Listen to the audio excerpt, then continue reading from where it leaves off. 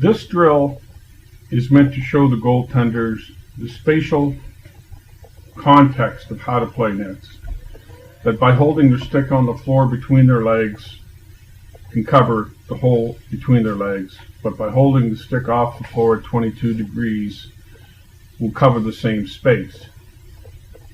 Most objectors say that, well, the shooter can shoot under the stick, but what this will really do by raising the stick off the floor is teach the goaltender that if the shooter's stick is above his shoulders and you've got the stick at 22 degrees, he cannot shoot underneath that stick if he's in from the dotted circle in. If he's further out, there's an opportunity potentially. But what this will do is help the goaltender remain more straight up and down in his stance and stop the shooter from shooting over the shoulders. Now, when the shooter has the stick below his shoulders, obviously that is when you make sure you put your stick on the floor. That way he can't score between your legs.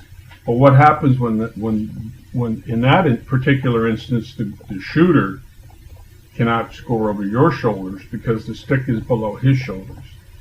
So it's a bit of a dance we do with the shooters, but by spatially what you'll learn is by holding your stick in different areas, you can take away maximum amounts of the net with him having very little opportunity to score in you.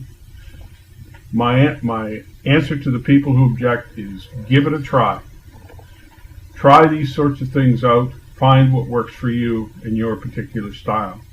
But the longer you keep your stick between your legs, the more problem you'll have with lateral movement as a shooter moves across the net.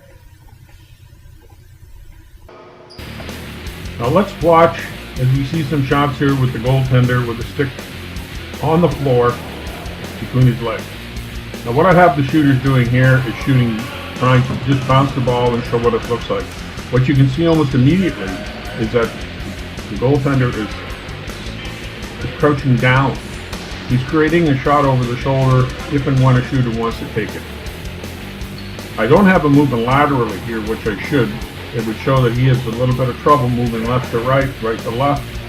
But what I want to do next is, if you pay attention here, you can see that I'm trying to get the goaltender to come out, challenge the shooter, put the stick up between at the 22 degrees,